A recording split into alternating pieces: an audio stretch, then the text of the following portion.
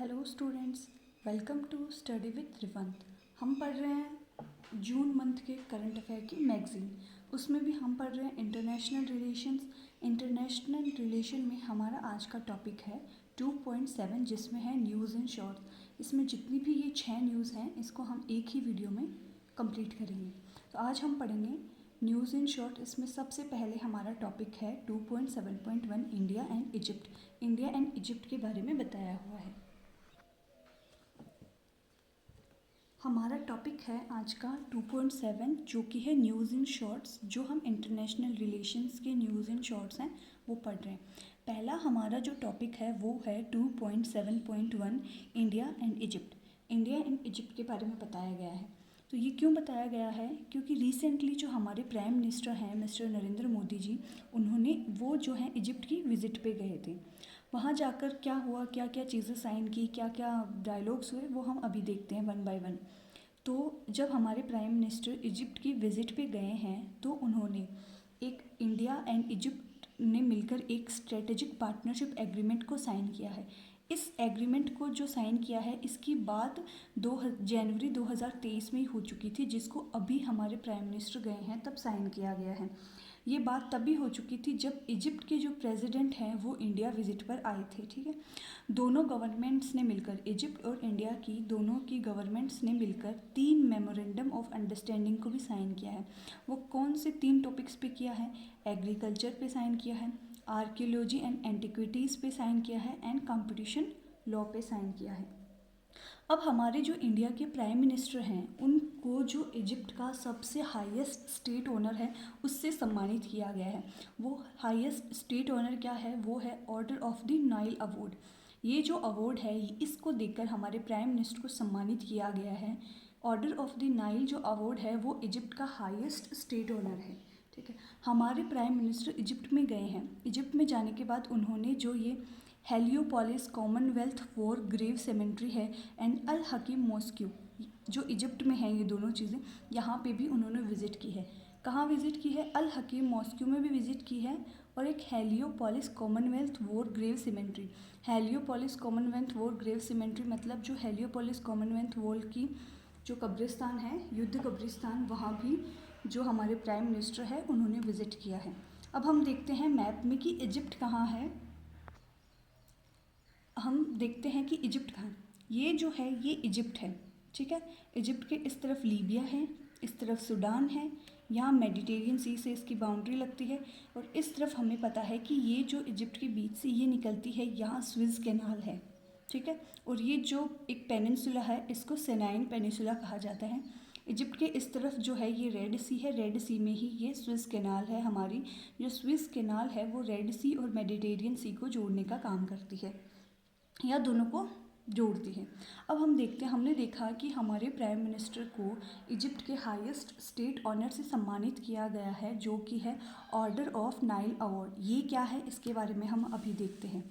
इसके बारे में देखते हैं कि इसको 1915 में इस्टेब्लिश किया गया था। किसके द्वारा? इजिप्ट के जो सुल्तान थे उसको उन्होंने इसको 1915 में इस्टेब्लिश किया था। For recognition of person who have rendered useful service to the country, उन पर्सनस को रिकोगनाइज करने के लिए जिन्होंने अपने देश के लिए यूजफुल सर्विस को दिया है।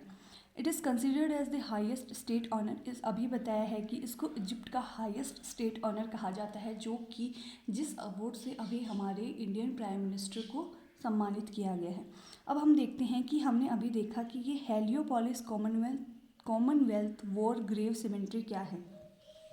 ये क्या है? This is cemetery, is cemetery मतलब कब्रिस्तान, ग्रेव सीमेंट्री मतलब कब्रिस्तान। दिस सीमेंट्री इन कार्यो कंप्राइज ऑफ हेलियोपोलिस मेमोरी।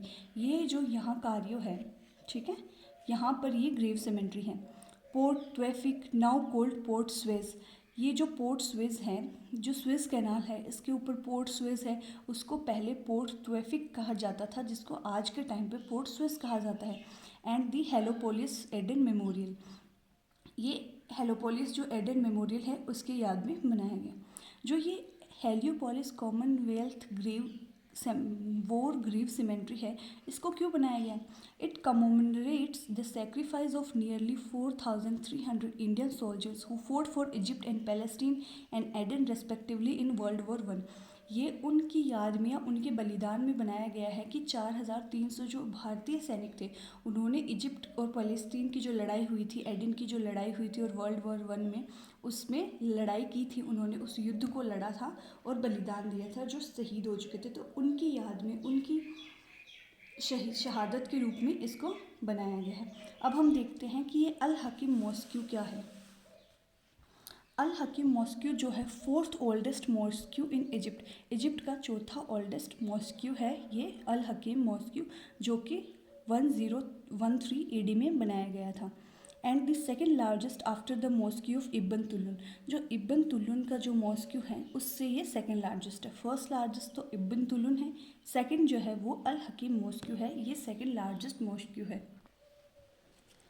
अब इसमें जो बोहरा कम्युनिटी के पीपल हैं, बोहरा एक कम्युनिटी है जिसके लोग हैं जो कि who is settle in India from Egypt, जो कि इजिप्ट जो इंडिया में सेटल हो गए हैं लेकिन वो इजिप्ट से आए थे, बोहरा कम्युनिटी के लोग। इन्होंने इस मॉस्क्यू को रिनोवेट किया 1970 में और तब से ही इस मॉस्क्यू को मेंटेन कर रहे हैं। The Dawoodi Bohra Muslims are a sect of, अब ये बोहरा कम्युनिटी क्या है इसके बारे में थोड़ा बताया गया है।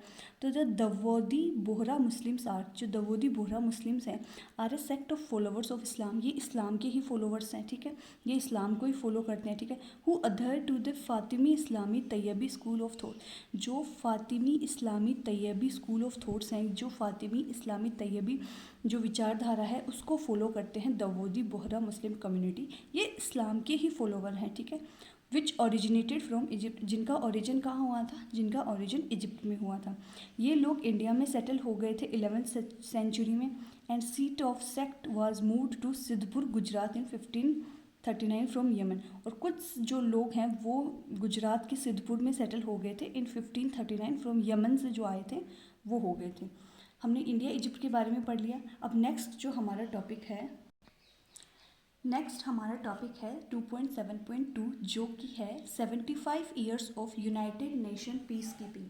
मतलब जो यूनाइटेड नेशन का पीस कीपिंग है उसको 75 साल हो गए हैं।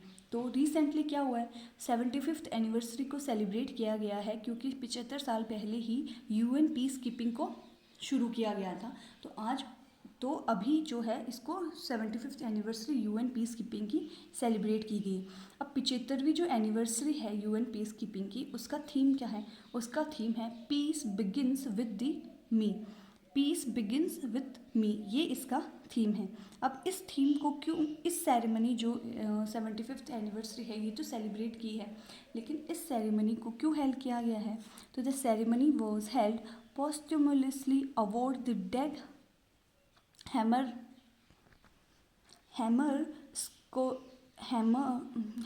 स्कोजोल्ड medal to peace keeper who died in 2022।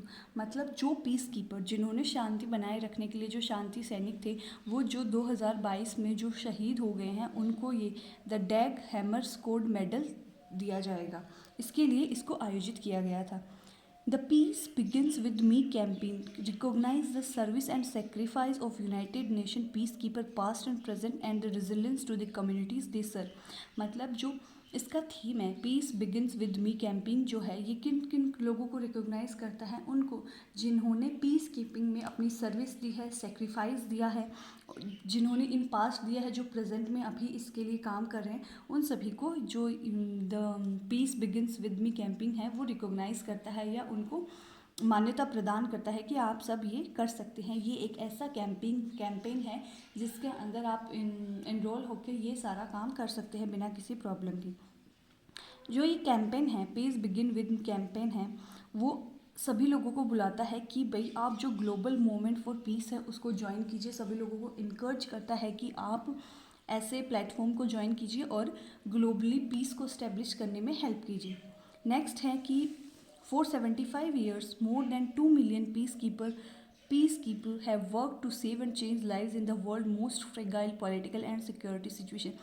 पिछले 75 सालों में 2 मिलियन से ज़्यादा जो पीस कीपर है उन्होंने काम किया है इस कैंपेन के द्वारा, एंड उन्होंने बहुत सारी लाइव्स को सेव किया है। जैसे वर्ल्ड के मोस्ट पॉलिटिकल फ्रेगाइल होते हैं, सिक्योरिटी सिचुएशंस हो जाती है, कहीं डिज़ास्टर वगैरह आ जाता है या कहीं वॉर होता है, तो 2 मिलियन से ज़्यादा लोगों ने इस पीस कीपिंग मिशन में या इस प्लेटफॉर्म पे अपनी सर्विस दी है। अब हम देखते हैं कि यूएन का जो ये डिपार्टमेंट ऑफ पीस ऑपरेशन है, डिपार्टमेंट ऑफ पीस ऑपरेशंस ये क्या है, ये इसको कब क्रिएट किया गया था? इसको 1992 में क्रिएट किया गया था as the department of peacekeeping operations. Department of peacekeeping operations के हिसाब से इसको 1992 में क्रिएट किया गया था। डेडिकेटेड टू, इसके बारे में और देखते हैं हम डीपीओ के बारे में और, dedicated to assisting the member state and the secretary general in their efforts to maintain international peace and security. मतलब इसका ये काम है कि ये जो मेंबर स्टेट हैं उनको असिस्ट करता है और जो सेक्रेटरी जनरल है उसको भी असिस्ट करता है इंटरनेशनली तौर पे पीस एंड सिक्योरिटी को मेंटेन करने में। इसका क्या फंक्शन है? Provide political and executive direction to the United Nation peace keeping operation. जो United Nation peace keeping operation है उसको पॉलिटिकल एंड एग्जीक्यूटिव डायरेक्शन देने का ये काम करता है। Around the world and maintain contact war with the security council troops and financial contributor. ये पूरे वर्ल्ड में वॉर वगैरह जो भी पीस है उसको मेंटेन करने का काम करता है और फाइनेंशियली एंड जो सिक्योरिटी काउंसिल है उनसे कांटेक्ट भी बनाए रखता है। नेक्स्ट अदर की information, it has 3 main offices. इसके 3 मेन ऑफिसेज है जिनका नाम, पहला कौन सा ऑफिस है?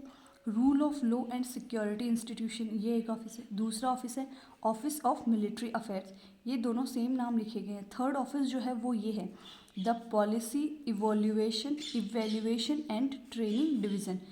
First office rule of law and security, second office office of military affair, third office है the policy evaluation and training division. ठीक है, अब हमने पढ़ लिया ये 75 years of United Nation peace keeping. Next हमारा जो टॉपिक है वो है 2.7.3 जो कि है India union SDG cooperation framework. SDG का मतलब sustainable development goals cooperation framework, India और यूनियन के बीच का sustainable development goal cooperation framework. इसके बारे में हम पढ़ते हैं अभी। इसमें क्या है, इसमें क्या हुआ है, इसमें जो नीति आयोग और यूएन है, नीति आयोग और यूएन जो है यूनाइटेड नेशन, उन्होंने दोनों ने मिलकर क्या साइन किया? एक साइन किया है government of India United nation sustainable development cooperation framework, GOI, मतलब government of India United nation sustainable development cooperation framework 2023-27। इसको साइन किया है किसने? नीति आयोग ने और यूएन ने मिलकर। ठीक है, अब ये जो GOI UNSDCF 2023-27 is build on 4 strategic pillar, ये 4 स्ट्रेटेजिक पिलर पे बिल्ड किया गया है। ठीक है, ड्राइव फ्रॉम द 2030 एजेंडा। अब ये 4 स्ट्रेटेजिक पिलर क्या है? People, prosperity, planet and participation. अब ये इसको हम शॉर्ट फॉर्म में 4P पिलर भी बोल सकते हैं कि भाई 4P जो पिलर है उसके ऊपर इसको बिल्ड किया गया, जो कि है people, prosperity, planet and participation. अब ये जो 4 पिलर्स हैं ये इंटरलिंक्ड हैं 6 आउटकम एरियाज से। 6 जो इसके भाई 4 पिलर्स हैं, इसके अंदर 6 आउटकम एरियाज हैं जिनसे ये इंटरलिंक्ड है। अब हम देखते हैं कि ये 6 आउटकम एरियाज कौन कौन से हैं। ये है, सबसे पहला इसमें है focusing on health and wellbeing, ये है पहला। ठीक है, सेकंड है nutrition and food security, third है क्वालिटी एजुकेशन, फोर्थ है economic growth and decent work. ठीक, फिफ्थ है environment, climate change, wash and resilience, sixth है empowering people, communities and institutions. जो गवर्नमेंट ऑफ इंडिया UNSDCF है, ये क्या रिप्रेजेंट करता है? ये यूएन का जो डेवलपमेंट है उसके थ्रू हमें कलेक्टिव ऑफर मिलता है कि भाई गवर्नमेंट ऑफ इंडिया और UNSDCF मिलकर जो हमारे सस्टेनेबल डेवलपमेंट गोल हैं उनको अचीव कर सकें। ये जो UNSDCF है ये डेजिग्नेटेड है किसके लिए? Designated as principal planning and implementation instrument for UN development system at country level. जो कंट्री हैं, अलग अलग कंट्रीज़, उनके लेवल पे ये एक इंस्ट्रूमेंट है यूनाइटेड नेशंस का जो कि सस्टेनेबल डेवलपमेंट गोल्स को अचीव करने में हेल्प करता है। नेक्स्ट हमारा टॉपिक है 2.7.4 जो कि है इंटरनेशनल क्रिमिनल कोर्ट, जिसको हम ICC बोलते हैं। अब ये न्यूज़ में क्यों है? हमें पता है कि अभी न्यूज़ में जो ब्रिक्स समिट है वो ब्रिक्स समिट होने वाला है इन फ्यूचर, कुछ दिनों में ब्रिक्स समिट होने वाला है। तो साउथ अफ्रीका क्या सोच रहा है ये जो ब्रिक्स समिट है ये साउथ अफ्रीका में होगा। तो साउथ अफ्रीका जो है वो सोच रहा है कि जो ब्रिक्स है, अब हमें पता है ब्रिक्स का जो एक मेंबर है वो रशिया भी है। अगर ये समिट साउथ अफ्रीका में होता है तो जो रशियन प्रेसिडेंट है वो भी शामिल होंगे। लेकिन साउथ अफ्रीका की चिंता ये है कि अगर रशियन प्रेसिडेंट ब्रिक्स के समिट में शामिल होते हैं तो उन्हें रशियन प्रेसिडेंट के खिलाफ लीगल एक्शन लेने पड़ेंगे। क्यों लेने पड़ेंगे? क्योंकि जो इंटरनेशनल क्रिमिनल कोर्ट है आईसीसी है, इन्होंने रशियन प्रेसिडेंट जो व्लादिमीर पुतिन हैं उनके खिलाफ उनको एज अ दोषी करार दिया गया। किस चीज़ में? कि उन्होंने वॉर को बढ़ावा दिया है या वॉर क्राइम जो है वो करा है, वॉर कराया है, तो उसके लिए उनको दोषी करार दिया गया है और उनके खिलाफ एक अरेस्ट वारंट जारी किया है। किसने? आईसीसी ने। तो साउथ अफ्रीका जैसे कि भाई as a member of ICC international criminal court है, इसका जो साउथ अफ्रीका है वो मेंबर है। तो साउथ अफ्रीका का कंसर्न क्या है कि अगर रशियन प्रेसिडेंट ब्रिक्स समिट को अटेंड करते हैं तो उन्हें भाई लीगल तौर पे as a member of ICC उन्हें रशियन प्रेसिडेंट को अरेस्ट करना पड़ेगा। ठीक है। अब ये state parties to the Rome state have a legal obligation to cooperate, मतलब रोम स्टेट के अकॉर्डिंग जो भी आईसीसी के मेंबर कंट्रीज़ हैं उनको इसके जो भी लीगल एक्शंस हैं उनको फॉलो करना पड़ेगा। इसका मतलब यही है कि अगर रशियन प्रेसिडेंट ब्रिक्स समिट जो साउथ अफ्रीका में होने वाला है उसको अटेंड करते हैं तो उनको अरेस्ट करना पड़ेगा। अब हम देखते हैं अबाउट आईसीसी। अब ये इंटरनेशनल क्रिमिनल कोर्ट है क्या? तो हम देखते हैं कि इसका हेडक्वार्टर जो है वो हैग नीदरलैंड में है। हैग जो जगह है वो नीदरलैंड्स में है, वहाँ इसका हेडक्वार्टर है। ये एक इंटरनेशनल कोर्ट है to investigate and prosecute individual. ठीक है, ये एक इंटरनेशनल कोर्ट है। जैसा हमारा कंट्री में कोर्ट होता है सुप्रीम कोर्ट, हाई कोर्ट, वैसे ही जो इंटरनेशनल क्रिमिनल कोर्ट है ये एक इंटरनेशनल लेवल पे कोर्ट है जो कि क्राइम्स को इन्वेस्टिगेट करता है और प्रोसिक्यूट भी करते हैं। जैसे accuse of serious international crime जैसे कि genocide, crime against humanity, war crimes and aggression. Genocide मतलब बहुत ही गंदा काम जिन्होंने करा हो। It was established by Rome statute of the international criminal court in 1988। इसको 1998 में रोम स्टैच्यू के अंडर इस्टेब्लिश किया गया था। It has jurisdiction only over the crimes committed after July 1, 2002। मतलब जुलाई 1, 2002 के बाद में जो क्राइम हुआ है उसके ऊपर ही इसका जुरिडिक्शन। उससे पहले अगर कोई क्राइम हुआ तो उसके लिए नहीं, उस पर कोई कार्रवाई नहीं की जाएगी। ठीक है। अब क्या है, इस जो ये कोर्ट है इंटरनेशनल कोर्ट है, क्रिमिनल कोर्ट है, doesn't have its own police force. इसकी कोई अपनी पुलिस फोर्स नहीं है। अकॉर्डिंगली मतलब भाई इसकी कोई पुलिस फोर्स नहीं है। जो जो स्टेट इसके मेंबर जो कंट्रीज़ हैं उन्हीं की पुलिस के साथ ये कोऑपरेशन करके काम करते हैं। ठीक है। अगर किसी स्टेट मतलब किसी पर्सन के खिलाफ अगर इन्होंने अरेस्ट वारंट वगैरह जारी किया है, अगर वो इनके किसी मेंबर स्टेट में पाया जाता है तो उसकी पुलिस ही उसे अरेस्ट करती है। There are 123 countries parties to the Rome. अभी फ़िलहाल जो रोम स्टैचू है या रोम जो संविधि है उसमें 123 कंट्री जो है इसकी मेंबर हैं। Countries that never sign the treaty, ऐसी कौन सी कंट्रीज़ हैं जिन्होंने अभी तक इस ट्रीटी को साइन नहीं किया है या कभी नहीं किया है? जो हैं इंडिया है, चाइना है, इराक है, नॉर्थ कोरिया है, सऊदी अरेबिया है, टर्की है। इन्होंने इस ट्रीटी को साइन किया। Countries signed but not ratified the treaty. जो कंट्रीज़ इन्होंने इस ट्रीटी को साइन तो कर लिया लेकिन अभी तक रेटिफाई नहीं किया वो कंट्रीज़ हैं इजिप्ट है, ईरान है, इजराइल है, रशिया है एंड यूनाइटेड स्टेट्स हैं। Sources of the cases before the court. अब भाई ये केस जो है इस कोर्ट के बिफोर में इन केसेस का क्या सोर्सेज हैं वो हम देखेंगे। Member country can refer situation within its territory to the court. जो मेंबर कंट्री है भाई जो इसकी आईसीसी की मेंबर कंट्री है वो इस कोर्ट के सामने कोई भी केस को रेफ़र कर सकती है। UN security council can refer to this situation in this. जो यूएन सिक्योरिटी काउंसिल है वो भी आईसीसी को कोई भी केस रेफ़र कर सकती है। अगर यूएन सिक्योरिटी काउंसिल कोई केस को रेफ़र करती है तो ऐसा माना जाता है कि in this all UN member state must cooperate regardless of party states. मतलब अगर यूएन सिक्योरिटी काउंसिल इसको रेफ़र करती है कोई भी केस आईसीसी को तो ऐसा माना जाता है कि यूएन के जितने भी मेंबर हैं उन सभी को कोऑपरेट करना पड़ेगा, चाहे वो पार्टी स्टेट के मेंबर हो, स्टेटस के मेंबर हो या ना हो। जैसे कि रोम स्टेटस है उसके मेंबर हो या ना हो। Prosecutor can initiate N investigation into the member state. मतलब कोई भी मेंबर जो स्टेट है उसमें इन्वेस्टिगेशन जारी की जा सकती है। नेक्स्ट टॉपिक हम देखते हैं 2.7.5। नेक्स्ट हमारा टॉपिक है 2.7.5 जो कि है यूनिवर्सल पोस्ट यूनियन यूपीवी। ठीक है, अभी हाल ही में जो हमारी कैबिनेट केंद्रीय जो है cabinet approved establishment of regional office of UPU in Delhi. Cabinet ने क्या अप्रूव किया है कि रीजन यूपीओ को जो रीजनल ऑफिस है उसको दिल्ली में इस्टेब्लिश करने का अप्रूव कर दिया। ठीक है, अब ये यूपीओ क्या है, इसको कब इस्टेब्लिश किया गया था? UPO established in 1874। ठीक है, UPO is the second oldest international organization world wide.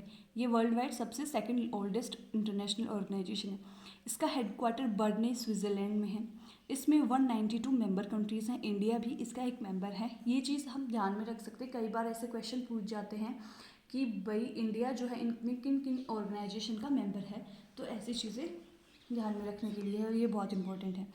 It is the primary form of cooperation between the postal sector entities. ये एक पोस्टल सेक्टर का जो भी कोऑपरेशन होता है उसके लिए एक प्राइमरी फॉर्म है।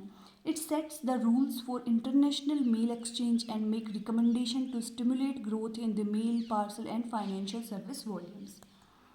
नेक्स्ट जो हमारा टॉपिक है वो है 2.7.6 जो कि है Asia Pacific plant protection commission APPC। ठीक है, अब ये क्या है APPC जो है, इन्होंने सर्वसहमति मतलब सब ने मिलकर इंडिया को as a chair of standing committee on integrated pest management for biennium 2023-24 इसके लिए अपना चेयरपर्सन है वो चूज़ किया है। इस बार APP के सभी मेंबर्स ने मिलकर इंडिया को as a chair of standing committee के लिए चूज़ किया है, इंडिया को इलेक्ट किया है। ठीक है, on integrated pest management for biennium 2023-24।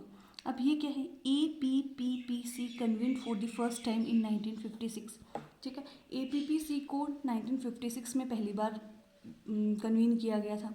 It administrators regional plant protection agreement for Asia and the Pacific approved in 1956 by the food and agricultural organization council.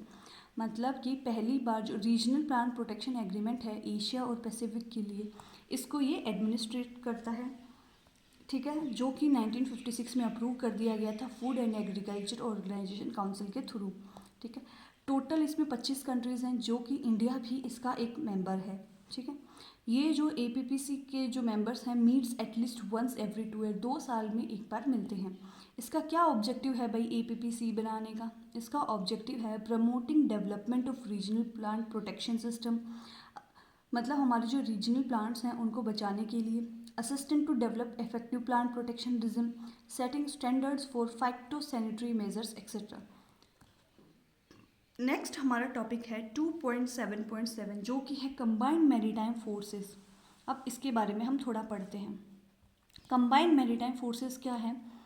Combined maritime forces CMF अभी हाल ही में क्या UAE जो है United Arab इमिराट्स जो है इसने क्या किया है, CMF से अपना पार्टिसिपेशन विदड्रॉ कर लिया है, इससे विदड्रॉ कर लिया।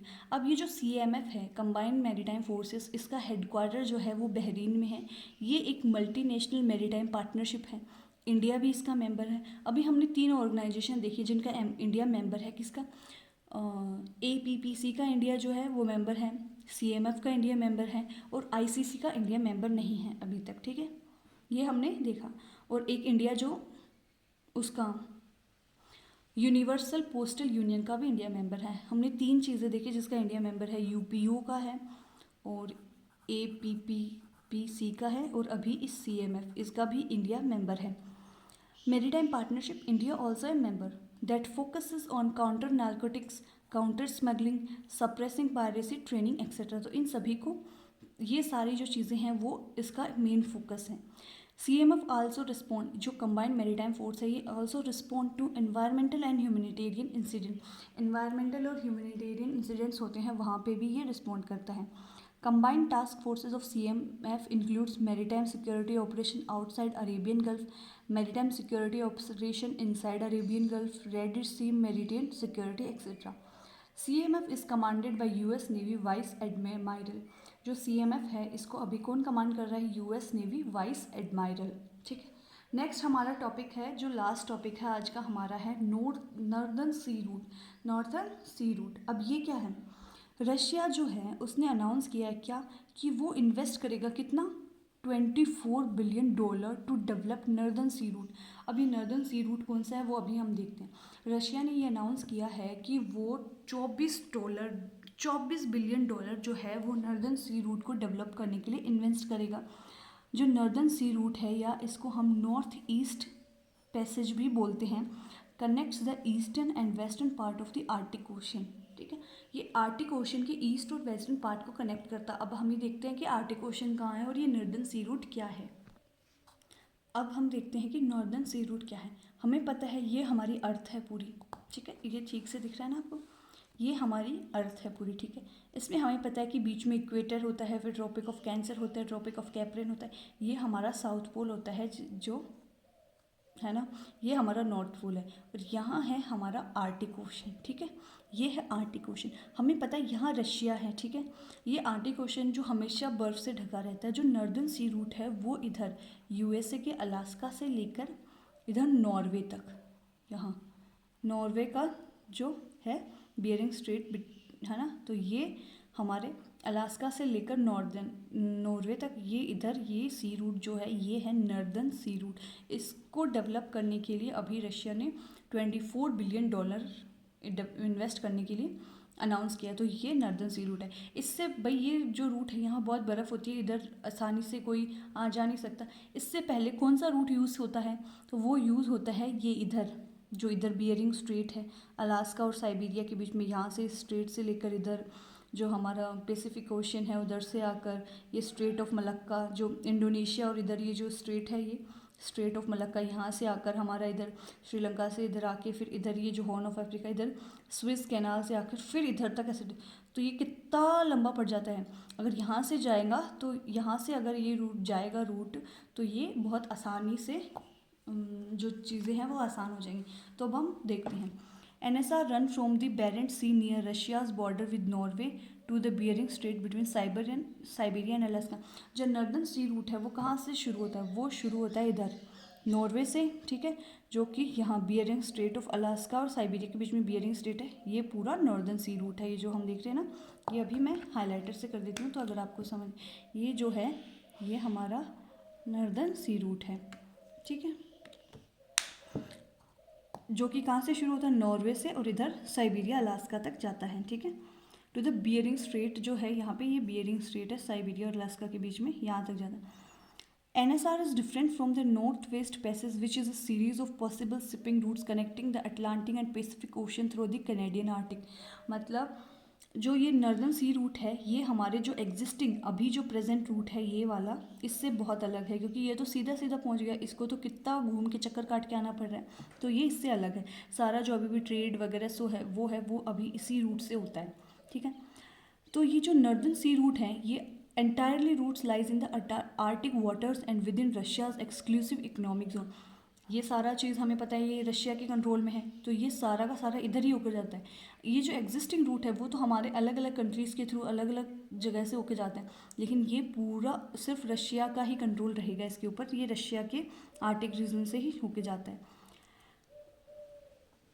Due to climate change NSR in Russia is becoming more accessible. जैसे जैसे क्लाइमेट, ये चीज़ जो है नॉर्दर्न जो पोल है आर्टिक ओशन का जो रीजन है, ये वाला जो नॉर्दर्न सी रूट अभी बनाया जा रहा है जिसके लिए डेवलपमेंट के लिए अनाउंस किया है रशिया ने, ये जो है ये बहुत ही बर्फीली जगह है, यहाँ से कोई ट्रैवल ही नहीं कर सकता, ना ट्रेड के लिए ना किसी भी तरह से यहाँ पे मतलब पॉसिबल ही नहीं है कि कोई यहाँ से ट्रैवल करके इधर जाए। लेकिन जैसे जैसे क्लाइमेट चेंज हो रहा है तो क्लाइमेट चेंज के कारण यहाँ ज़्यादा बर्फ़ नहीं होती, मतलब जितनी होती थी उससे कम होने लगी है, तो ये थोड़ा ट्रैवलिंग के लिए आसान हो गया है।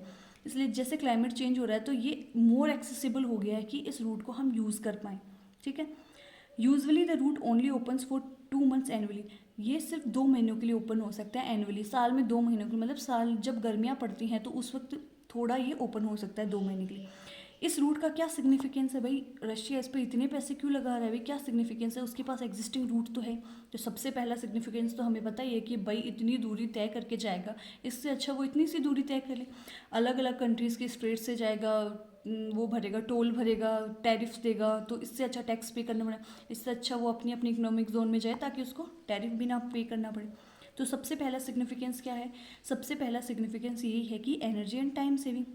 टाइम सेव करेगा, ठीक है। Compare to normally use route via Suez canal are about to 30 to 40%।